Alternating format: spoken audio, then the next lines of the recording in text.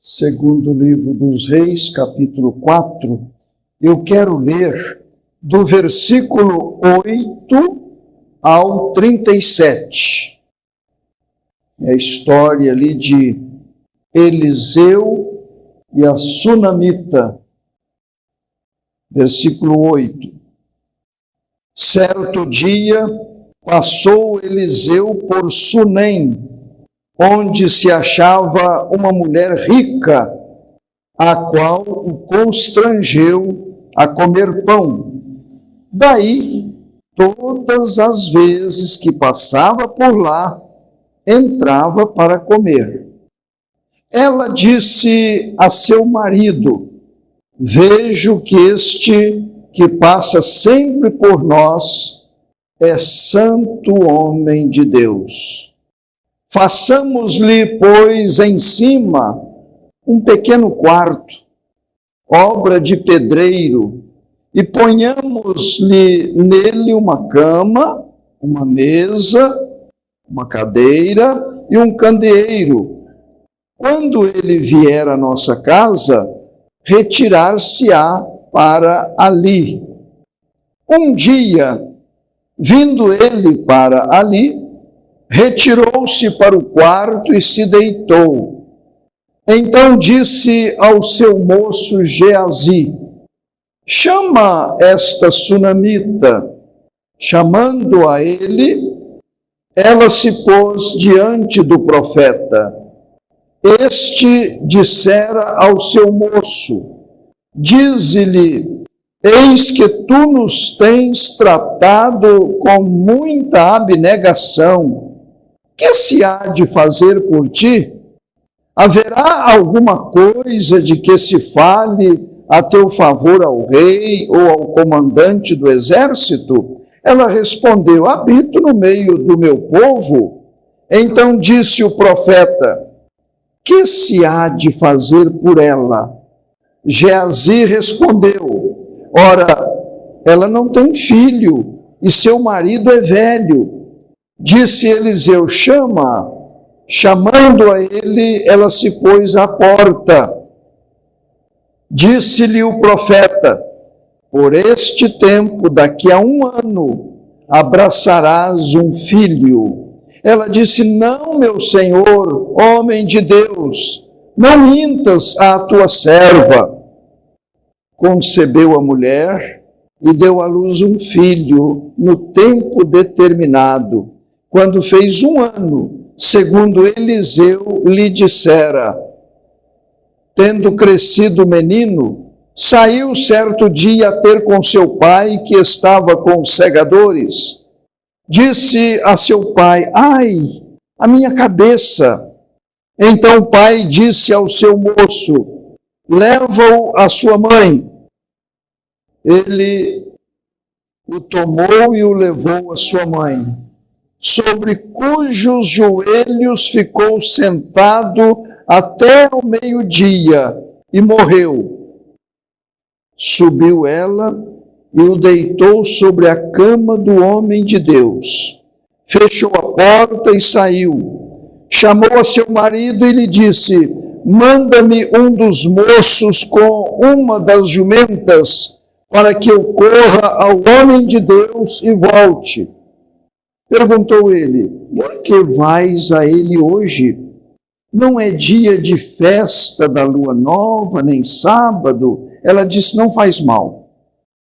Então fez ela albardar a jumenta e disse ao moço: guia e anda, não te detenhas no caminhar, senão quando eu te disser. Partiu ela, pois, e foi ter com o homem de Deus ao Monte Carmelo. Vendo-a de longe, o homem de Deus disse a Geazi, seu moço: eis aí a sunamita. Corre ao seu encontro e diz-lhe: vai tudo bem contigo, com teu marido, com o menino? Ela respondeu: tudo bem. Chegando ela, pois, ao homem de Deus, ao monte, abraçou-lhe os pés. Então se chegou Geazi para arrancá-la, mas o homem de Deus lhe disse: deixa, porque a sua alma está em amargura, e o Senhor mo encobriu e não mo manifestou. Disse ela: pedi eu a meu senhor algum filho?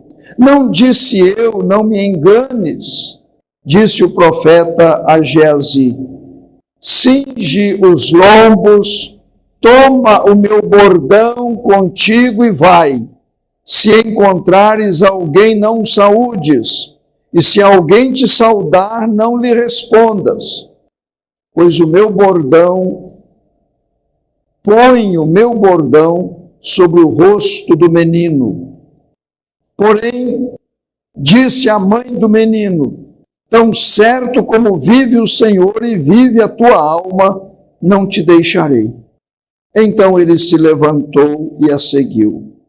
Geazi passou adiante deles e pôs o bordão sobre o rosto do menino, porém não houve nele voz nem sinal de vida. Então voltou a encontrar-se com Eliseu e lhe deu aviso e disse: o menino não despertou. Tendo o profeta chegado à casa, eis que o menino estava morto sobre a cama. Então entrou, fechou a porta sobre eles ambos e orou ao Senhor. Subiu à cama, deitou-se sobre o menino e, pondo a sua boca sobre a boca dele, os seus olhos sobre os olhos dele e as suas mãos sobre as mãos dele, se estendeu sobre ele, e a carne do menino aqueceu. Então se levantou e andou no quarto uma vez de lá para cá, e tornou a subir, e se estendeu sobre o menino. Este espirrou 7 vezes e abriu os olhos. Então chamou a Geazi e disse: chama a sunamita. Ele a chamou, e apresentando-se ela ao profeta, este lhe disse: toma o teu filho. Ela entrou, lançou-se aos pés dele e prostrou-se em terra. Tomou o seu filho e saiu.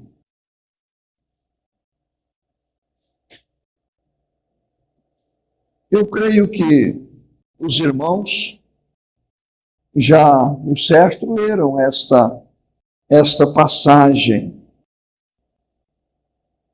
É uma passagem diferente, uma história que não encontramos outra igual na Bíblia. Aquela mulher era uma mulher rica. O Eliseu passava por ali, e ela o chamava para se alimentar, para comer em sua mesa. Depois ela combinou com o marido de fazer um quarto para o profeta, para que ele pudesse não somente estar ali e comer, mas também deitar, descansar. Porque ela disse: é santo homem de Deus. O respeito que ela tinha por Eliseu. E, meus prezados irmãos, ela teve um filho como operação de Deus, em resposta à oração de Eliseu. Aquele menino, depois de algum tempo, não sabemos que idade, mas quem sabe 5 anos, 6 anos, ele sentiu uma forte dor de cabeça, foi levado para junto da sua mãe e ficou ali com ela e morreu. Ela imediatamente pensa no santo homem de Deus e vai buscar uma resposta para aquilo. Eu não sei se ela estava pensando numa ressurreição do filho, mas ela precisava ir à presença daquele homem que foi usado como instrumento de Deus para que ela tivesse um filho. E aconteceu isto que nós acabamos de ler. Mas, meus irmãos e minhas irmãs, quando o Geazi, servo de Eliseu, foi ao encontro da sunamita, porque ela vinha e o Eliseu logo reconheceu que era ela. Aí no versículo 26, ele, sob a orientação de Eliseu, pergunta: vai tudo bem contigo? Com teu marido? Com o menino? Ela respondeu: tudo bem. É mais ou menos como a gente faz. Eu pergunto ao licenciado Dionísio: vai tudo bem, meu irmão? Ele responde: vai tudo bem. Não vai nada. Eu duvido que tudo esteja bem aqui para qualquer um. Não tem como. Me perguntem se vai tudo bem. Eu vou falar assim: olha, nem tudo. Nem tudo.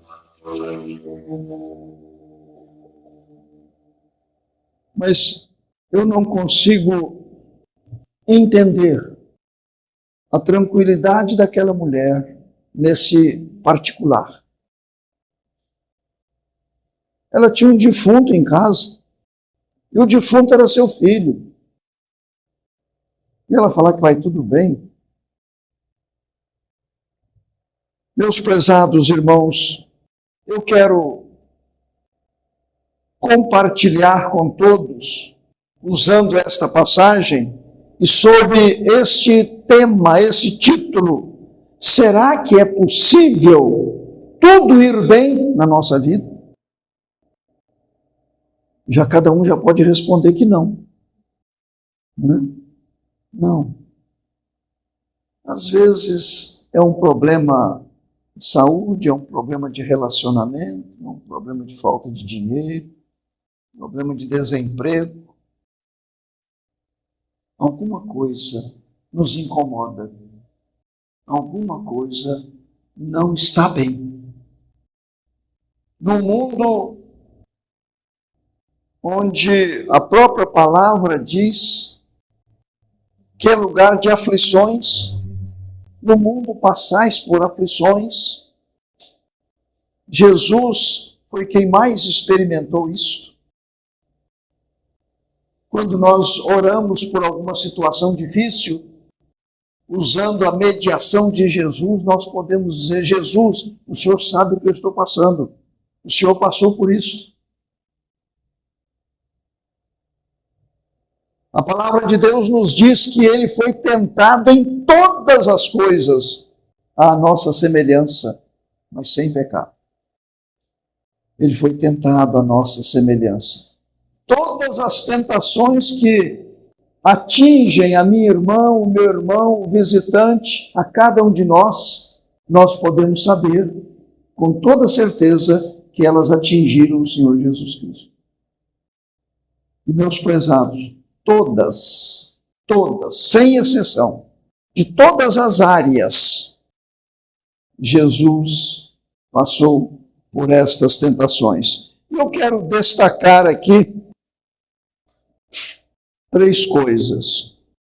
A primeira delas, um grave e triste acontecimento. É aquele do falecimento da filha. No versículo 20 aí, nós lemos: ele o tomou e o levou à sua mãe, sobre cujos joelhos ficou sentado até o meio-dia e morreu.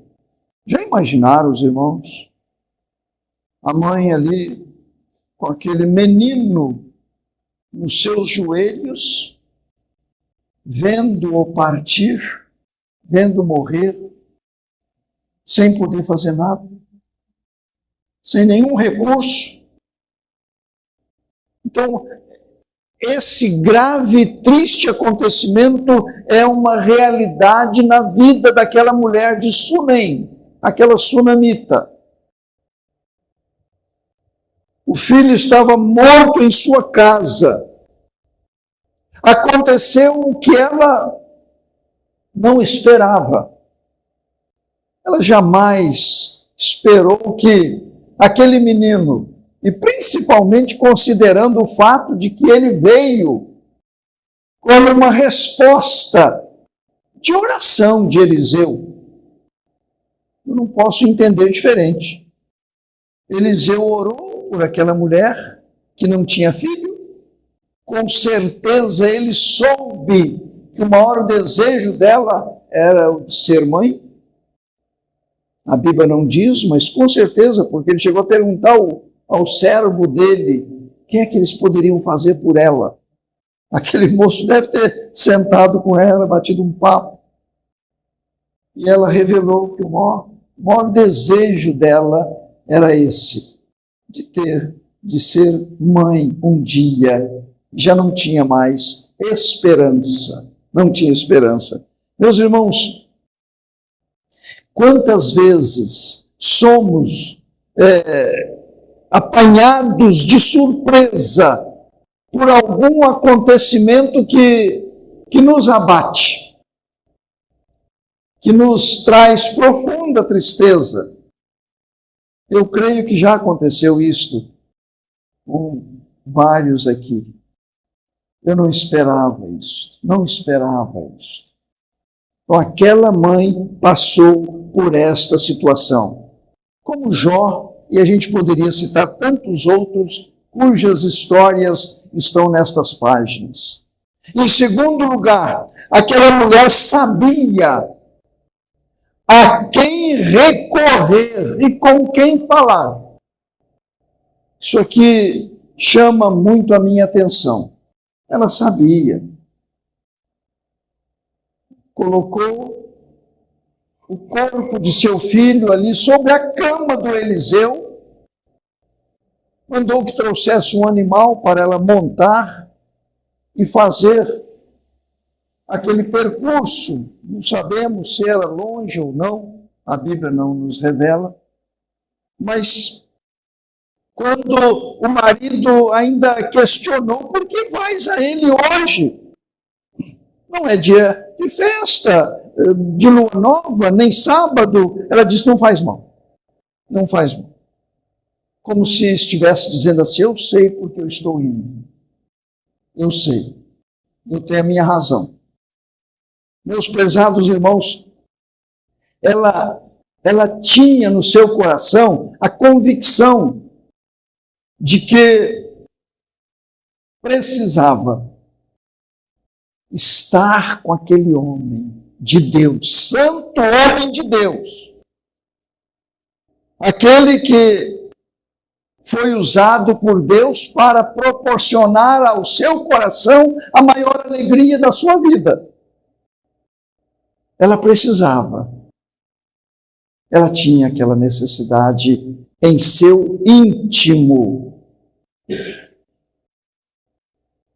Davi, em um dos salmos, ele disse assim, ao meu coração me ocorre, buscai a minha presença. Era Deus falando com ele.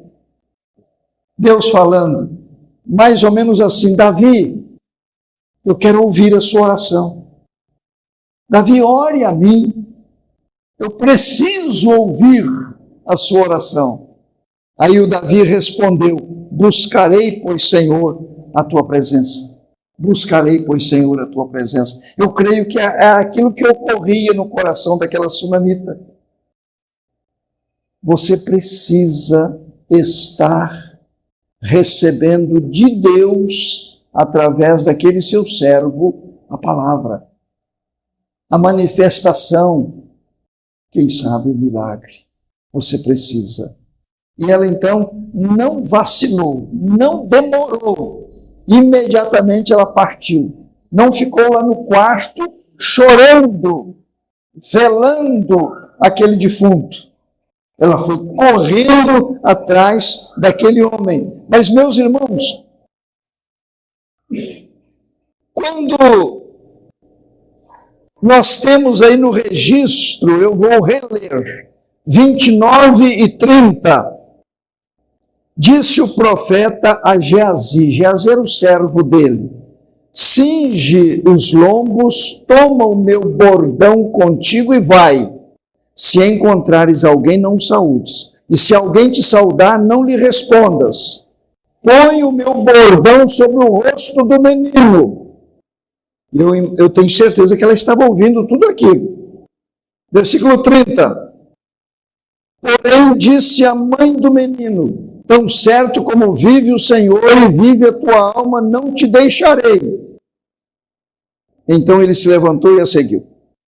É como se ela estivesse dizendo: eu não vim atrás do Geazi, eu vim atrás do homem de Deus, do santo homem de Deus. Então, o fato de Geazi ir não me tranquiliza o coração. Ela não tinha Geazi como o seu mediador. Meus irmãos, quantos hoje têm os seus mediadores diversos? Os seus Geazis da vida. Mas não vai atrás do mediador real, Jesus Cristo, nosso Redentor, o Filho de Deus, o Deus Filho. Aquela mulher sabia a quem recorrer, como se estivesse dizendo assim: ninguém mais pode resolver o meu problema, é só um. É só um. Mesmo com a palavra do profeta ao seu servo, aquilo não a tranquilizou. Como que dizendo: olha, ele pode ir, mas eu vou ficar aqui. Eu vou ficar aqui. Foi aí que o Eliseu falou: não tem jeito, eu tenho que ir então. Aí foram, né, os dois. O Geazi mais novo correu mais, chegou primeiro lá. Colocou o bordão dele no rosto do defunto e ó, nada. O defunto estava frio e ficou cada vez mais frio. Não era. Eu fico pensando, aquela mulher depois deve ter conversado consigo mesma e quem sabe com o marido. Olha, eu não dei sossego ao santo homem de Deus. Ele precisou vir. Os irmãos conhecem várias histórias da Bíblia, quando vão buscar Jesus para solucionar um problema.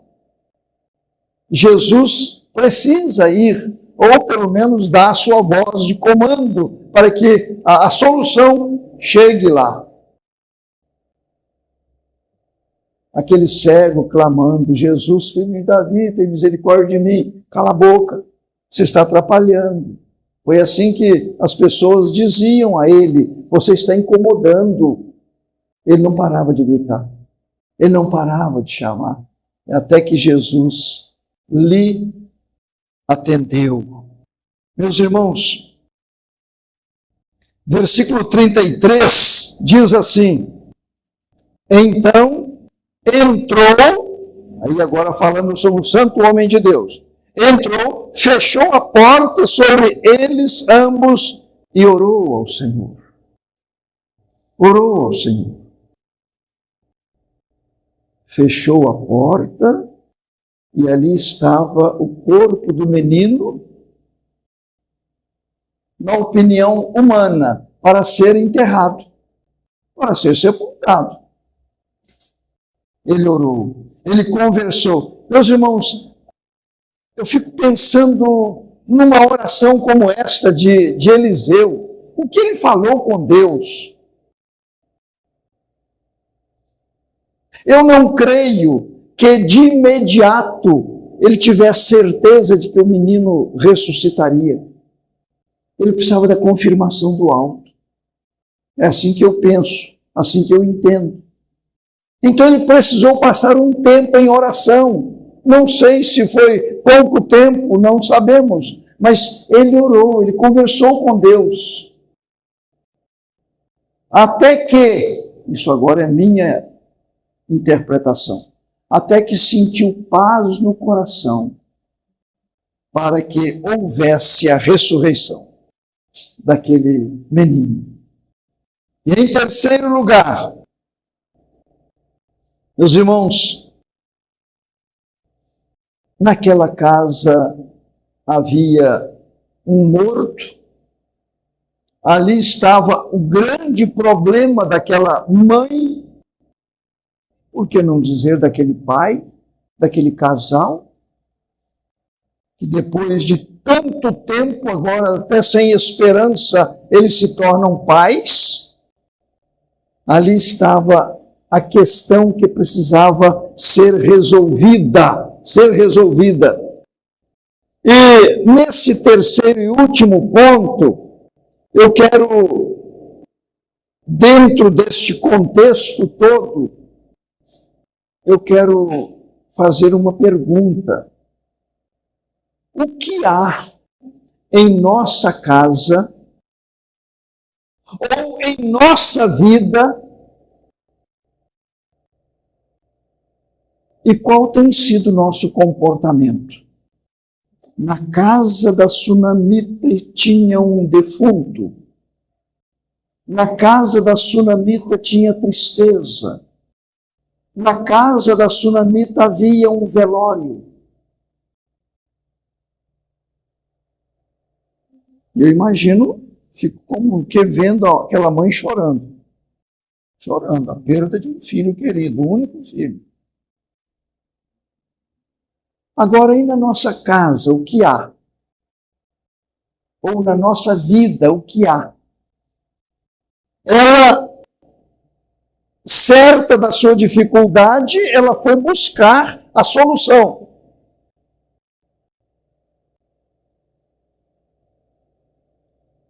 Fico pensando, meus irmãos, até hoje, Cleide e eu conversávamos quando estávamos vendo algumas cenas de um culto muito abençoado, vendo ali centenas de pessoas orando silenciosamente. A Cleide ainda me falou, cada um apresentando a Deus um problema. Eu não entendo como é que ele pode ouvir cada oração desse mundo aí de bilhões de habitantes. Ele ouve cada um. Ele sabe o que cada pessoa está passando e ele conhece a necessidade de cada um. Abram aí em Isaías 39, Isaías capítulo 39, já pregamos inclusive sobre isto. Observem bem os versículos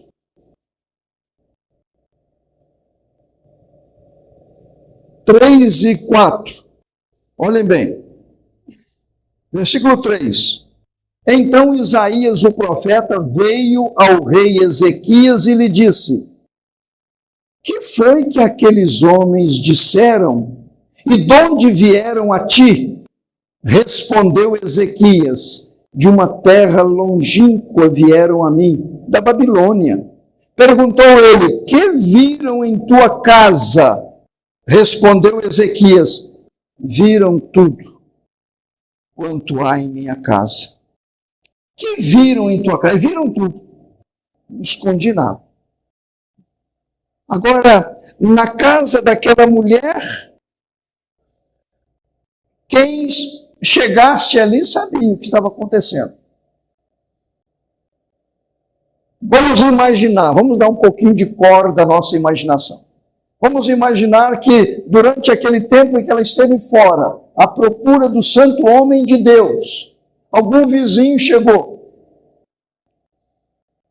Quem sabe perguntou ao marido: escuta, fulana está? Não. Ela foi atrás do santo homem de Deus porque o nosso filho morreu.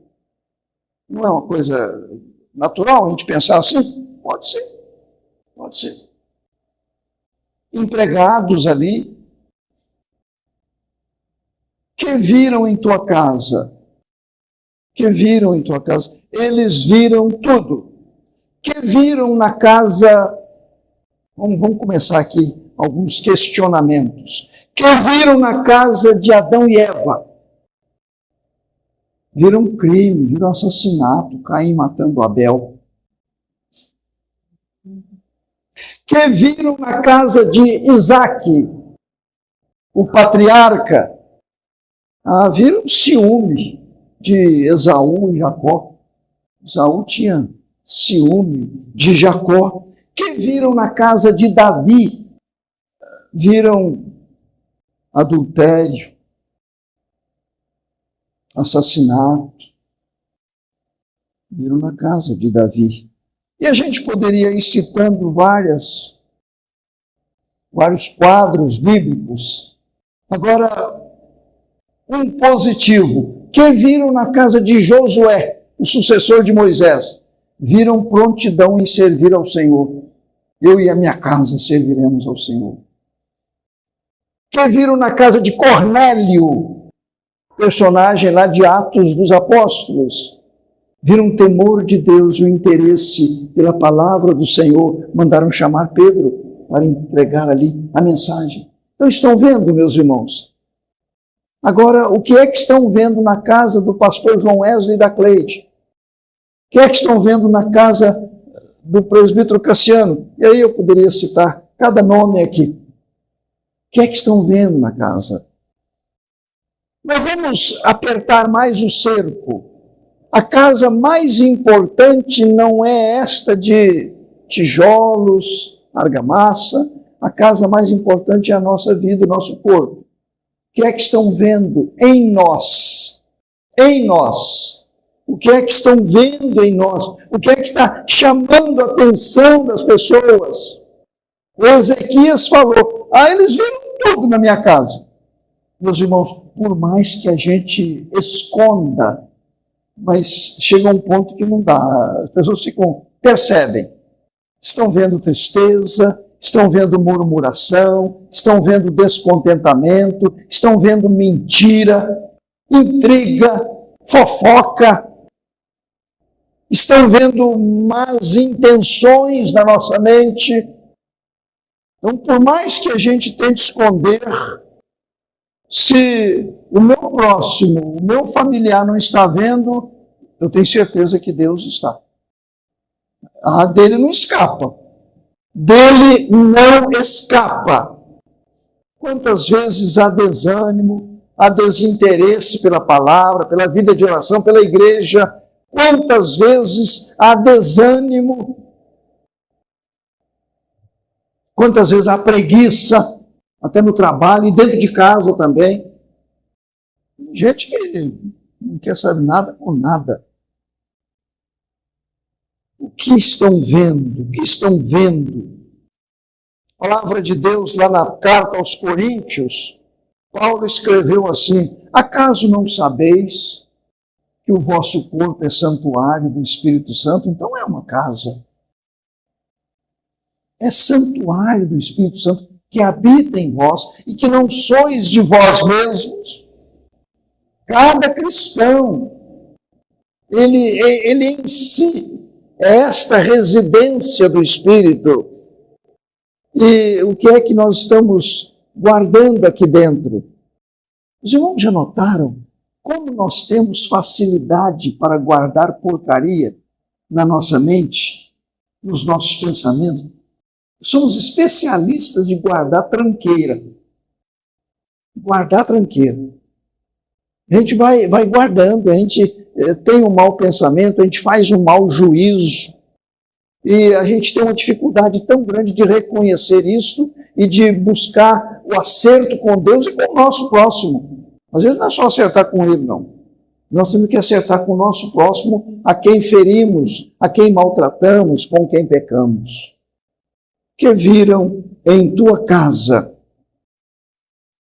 Não precisam ler, mas lá em Isaías, Deus manda o profeta levar esta palavra ao rei: põe em ordem a tua casa, porque certamente morrerás e não viverás. Põe em ordem a tua casa, a tua vida. Vai tudo bem contigo, com o teu marido, com o menino? Tudo bem. Eu acho que se o profeta insistisse um pouquinho, mas vai tudo bem mesmo? Seu semblante não está mostrando isso.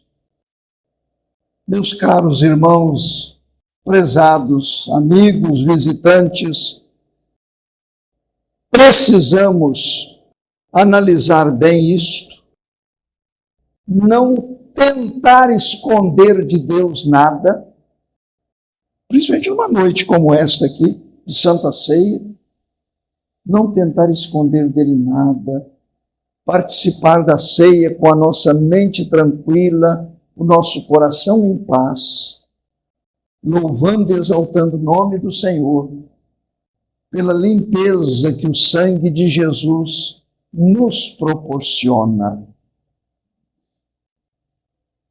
Eu gosto muito da expressão de Paulo.